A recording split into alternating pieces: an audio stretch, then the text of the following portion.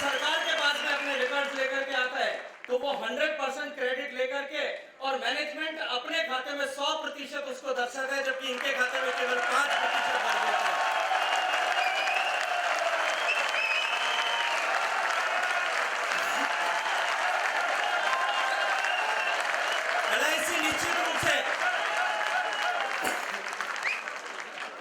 LIC निश्चित रूप से जैसा मैंने कहा इस देश का के नवरत्नों में से एक नवरत्न है, लेकिन जिस तरह की पॉलिसीज मैनेजमेंट की है मुझे कुछ ना कुछ थोड़ा थोड़ा डर लगता है। और ये निश्चित रूप से मेघवाल साहब चिंता का विषय है, क्योंकि जिस तरह की परिस्थितियां मैं देख सकता हूं कि जो एलआईसी को एलआईसी बनाने वाले, नवरत्न बनाने वाले जो लोग हैं, उनके हितों पर जिस तरह से कुठाराघात किया जा रहा है। मैंने एक छोटा सा उदाहरण आपके सामने अभी रखा है और दूसरा उदाहरण आप सब लोगों के सामने, आप लोगों के सामने और रखना चाहता हूं कि जब एलआईसी का मैनेजमेंट देश की सरकार के सामने, मिनिस्ट्री ऑफ फाइनेंस के सामने जब अपनी रिपोर्ट प्रस्तुत करता है, तब सिंगल प्रीमियम से जुड़ी हुई आय को वो 100% वहां दिखाता है।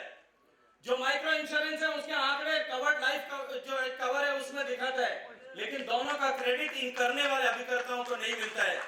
इस परिस्थिति को देखते हुए, इस परिस्थिति के कारण से आज अनेक डेवलपमेंट ऑफिसर जो हैं वो अपनी नौकरी को बचाने का संघर्ष कर रहे हैं, जिन्होंने 30 साल तक, 25 साल तक अपने जीवन की ऊर्जा का एक एक क्षण देकर के इस देश का निर्माण करने के लिए काम किया। मैं अनुरोध करता हूं और मैं इस अवसर पर, क्योंकि आज आप यहाँ उपस्थित हैं और इतना महत्वपूर्ण अवसर है जब ये हीरक जयंती ये संगठन मना रहा है और लाइफ इंश्योरेंस कॉर्पोरेशन भी 60 साल पूरे कर चुका है, ऐसे अवसर पर यह आवश्यक है। मैं इस बात की आवश्यकता महसूस करता हूं कि हम सब लोग जो है इस बात का वापस अध्ययन करें, चिंतन करें। मैं क्योंकि आप सब लोगों के शुभकामनाओं से भारत सरकार की लोकसभा की वित्त समिति का सदस्य हूं। मैंने हमारे चेयरमैन साहब को भी एक पत्र लिखा है कि एलआईसी के मैनेजमेंट को इस अवसर पर बुलाया जाना चाहिए और एलआईसी के मैनेजमेंट के साथ में बैठ करके हमको एलआईसी की फंक्शनिंग और वर्तमान स्थितियों पर भी रिव्यू करना चाहिए। इसकी आवश्यकता के लिए जो पत्र लिखा है और उन्होंने मुझे आश्वस्त किया है कि अगले 3 महीने में एलआईसी के मैनेजमेंट को बुला करके वहां रिव्यू करेंगे। मैं क्योंकि आज मेघवाल साहब को एक फाइनेंस बजट संबंधी मीटिंग के लिए तुरंत वापस दिल्ली बुला लिया गया है, वरना इनसे बहुत सारी चर्चाएं करने का मन था। मैं इस अवसर पर एक बार पुनः आप सब की तरफ से, क्योंकि मैं अपने आप को आपके परिवार का सदस्य मानता हूं, मेघवाल साहब को इस अवसर पर समय निकालकर हम सब लोगों के बीच में आने के लिए धन्यवाद ज्ञापित करते हुए आप सब लोगों को एक बार फिर हीरक जयंती की बधाई देता हूं। जय हिंद, जय Bharat.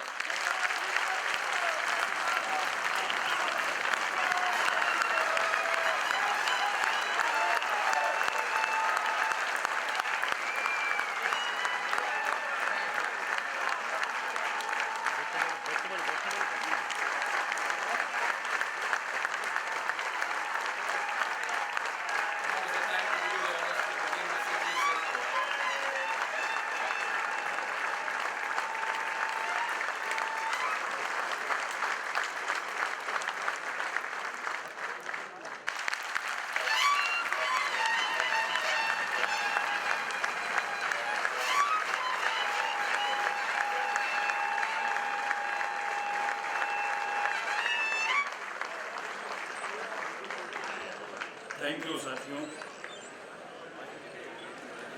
National federation of insurance field workers of India का ये डायमंड जुबली प्रोग्राम और इसके लिए सजा हुआ मंच पर विराजमान, अब आप कहोगे कि जोधपुर और बीकानेर कहाँ है, नक्शा देखोगे तो पता चलेगा पास है, लेकिन खाली पास ही नहीं है, वो जोधपुर के हैं इसलिए वो मेरे बड़े भाई हैं और हम बीकानेर के लिए हैं, हम उनके छोटे भाई हैं। ये रिश्ता भी है हमारा। ये रिश्ता शायद हरिराम जी जानते होंगे, गोदारा जी आप तो, सतवीर जी आप भी जानते हो नहीं? हाँ, ये रिश्ता है हमारा। National federation of insurance field workers of India के अध्यक्ष महिर लोखंडेवाला जी, सेक्रेटरी जनरल विवेक सिंह जी, पूर्व महासचिव त्यागी जी, जीवीएस मनीषा और मंच पर विराजमान अन्य सभी अतिथिगण, इस प्रांगण में उपस्थित सभी साथीगण, साथी इसलिए कह रहा हूं कि 1974 से मैं LIC का, अब आप मुझे क्या पॉलिसी धारक बोल दीजिए, तब से लेकर के लगातार 74 काफी समय होता है ना, आपको 60 साल हो गए ना। 60 साल में देखिए बहुत चेंजेज आते हैं। गजेंद्र सिंह जी को तो पता है, वो लोकसभा में मेरे साथी हैं, इसलिए मेरे को 60 पार हो गए, इसलिए मेरे में चेंजेस आए, हमको देखा है। 60 में आते हैं चेंजेस, 60 में आदमी में भी आते हैं। कोई डेमोक्रेसी होती है तो पॉलिटिकल बिहेवियर का अध्ययन करने वाले लोग कहते हैं डेमोक्रेसी में भी चेंज आते हैं, लोकतंत्र भी परिपक्व होता है 60 साल के बाद। आदमी भी 60 साल के बाद एकदम परिपक्व, मैच्योरिटी की ओर बढ़ता है। इसलिए कई बार मैं बीकानेर राजस्थान से आता हूँ, बीकानेर रेगिस्तान का पार्ट है, वहां 60 साल किसी को होते हैं, वो रिटायरमेंट वाला छोड़ दीजिए, रिटायरमेंट वाला अलग इशू है, लेकिन जो नौकरी नहीं भी करता है तो वो क्या करता है, एक प्रोग्राम करता है। आजकल मैं उनको पूछता हूँ क्या प्रोग्राम है, वो सब षष्ठी पूर्ति है। तो ये आपका जो आज डायमंड जुबली का जो प्रोग्राम है, अंग्रेजी वर्ड कुछ भी हो सकता है, लेकिन भारतीय संस्कृति का ये षष्ठी पूर्ति का एक प्रोग्राम है। You have achieved 60 years. 60 years is a very good milestone, historic milestone you have achieved. मैं इस अवसर पर आपको बहुत बहुत बधाई और धन्यवाद देता हूं कि आपने 91 से आप कुछ थपेड़े लगे थे, 91 लिबरलाइजेशन का पीरियड आया, लोगों ने देखा LIC का क्या होगा, LIC का क्या होगा, लेकिन मुझे कवि की कविता याद आ रही है कि आप लोगों ने, डेवलपमेंट ऑफिसर्स ने, आपकी एसोसिएशन ने, फेडरेशन ने एक लक्ष्य रखा कि आने दीजिए थपेड़े। तो एक कवि ने ठीक लिखा, उसमें LIC खरा उतरा। क्या? कोई भी लक्ष्य मनुष्य के साहस से बड़ा नहीं होता। आप जो बैठे हो आदमी, आप तय कर लो कि हमारा करेज क्या, हमारा साहस क्या, हम क्या कर सकते हैं।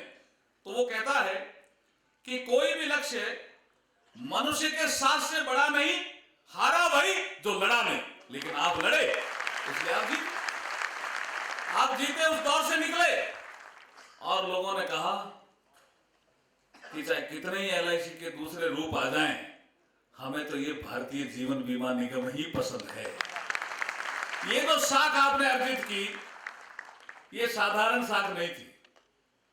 मैं जब 2009 में चुनाव लड़ रहा था तो आपकी साख के सारे मैं भी चुनाव जीता था। आप पूछो को कैसे?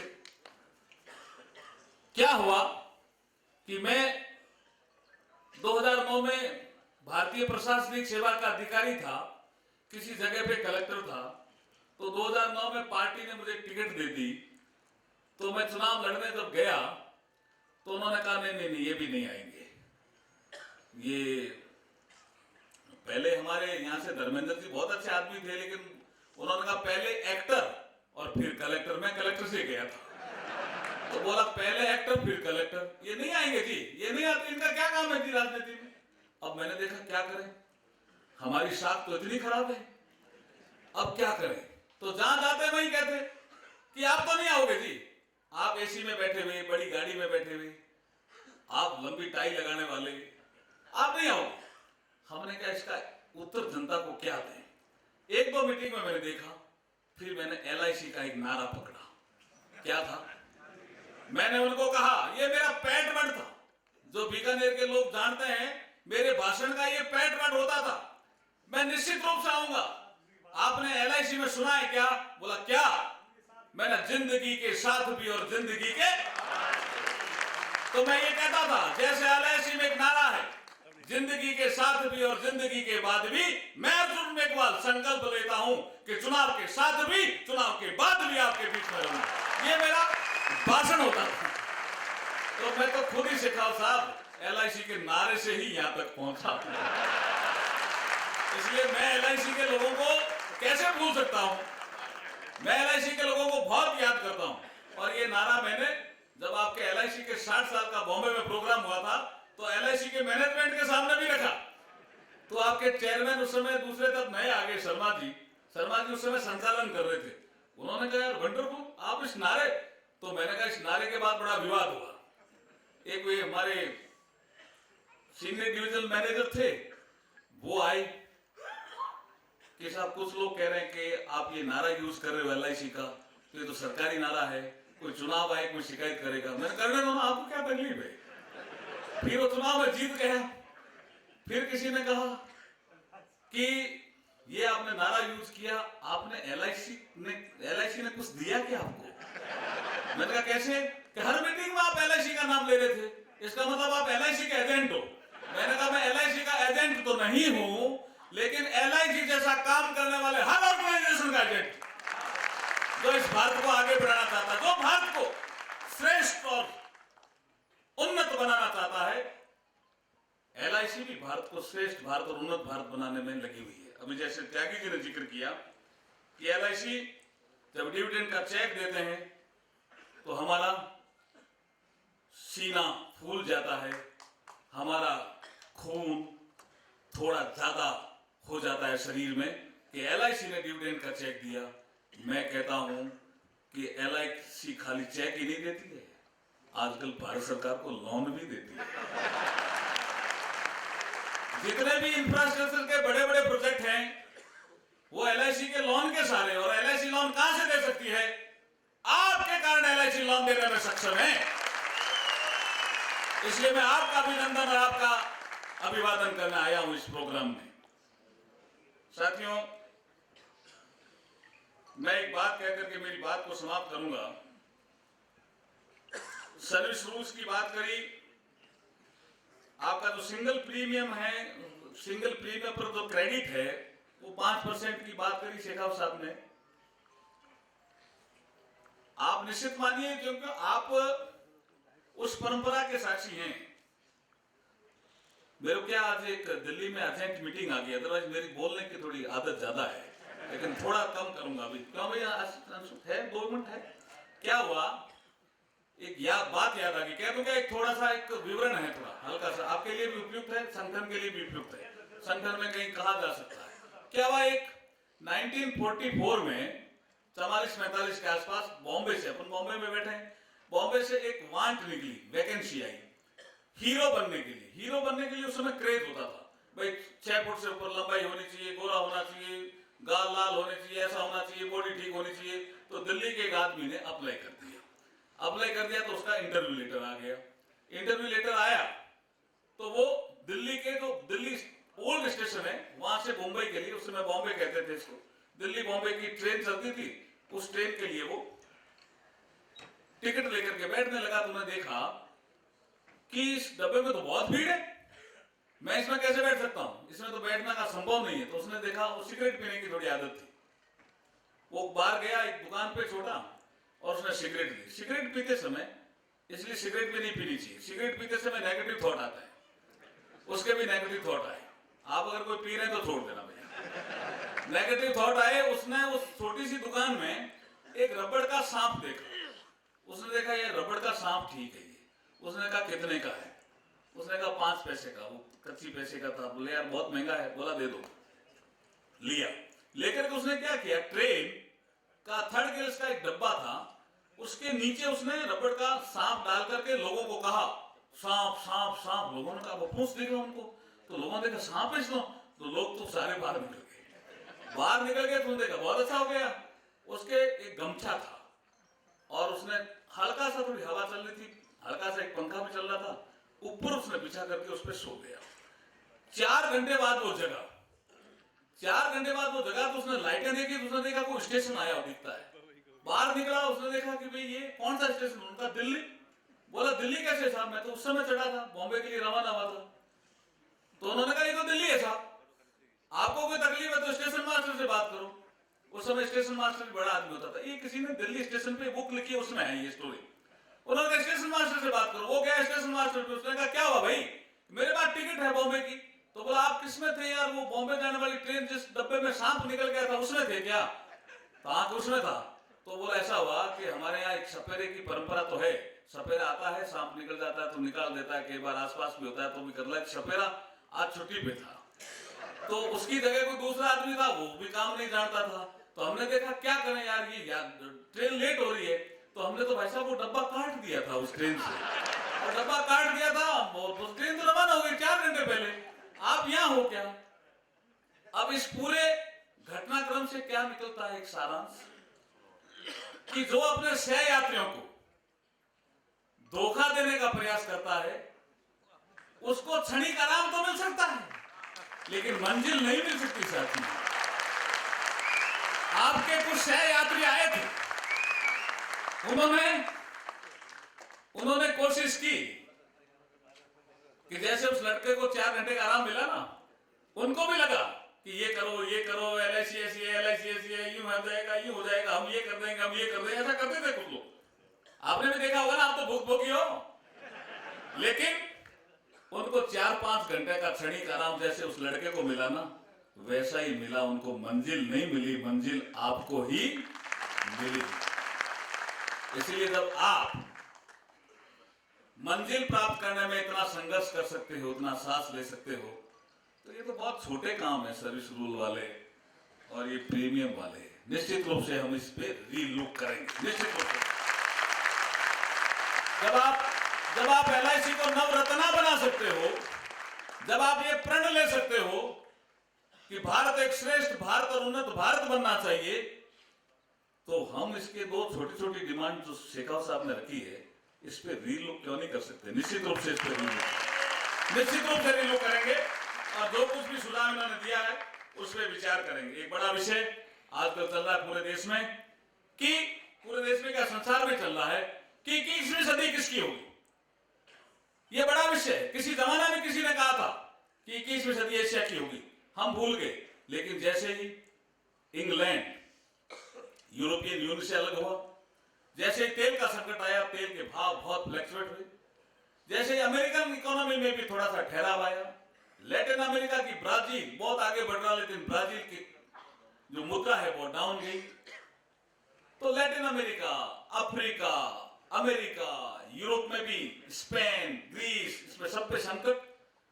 तो जो हम नहीं कह रहे हैं आजकल वेस्टर्न थिंकर, वेस्टर्न अर्थशास्त्री ये कहने लगे हैं कि 21वीं सदी एशिया की होगी। लेकिन हमारे मोदी जी ये कह रहे हैं, डिमोनेटाइजेशन का इन्होंने जिक्र किया, डिजिटल ट्रांजैक्शन, मोबाइल ही मेरा बटवा है, ये सब चीजें आ रही है। भीम ऐप भी आ गया। लोगों ने कहा क्या करेगा भीम ऐप, तो लोगों ने कहा भीम ऐप भरेगा गैप। यहां तक कि सोशल मीडिया में नारे भी आ गए।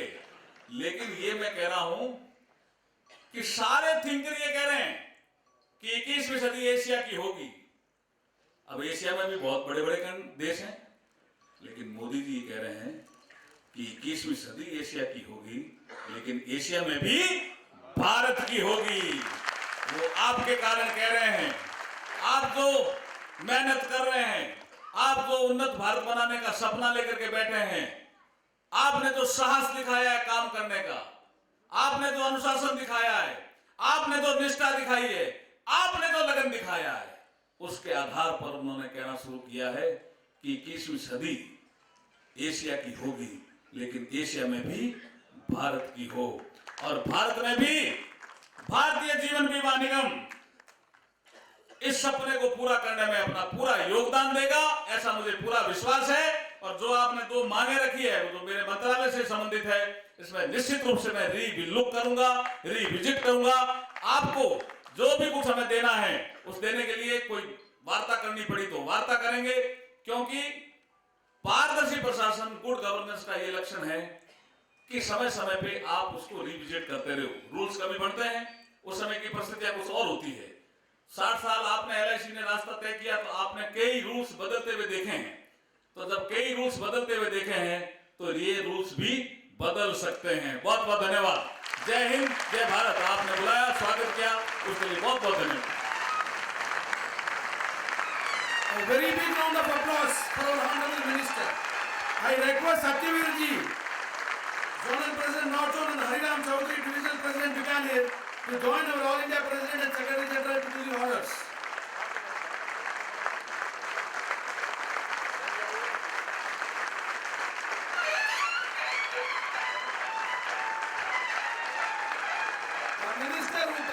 goes to Parliament by bicycle. Such a simple and a very humble personality. What a confidence he has given on this Diamond Jubilee occasion. Thank you so much, sir.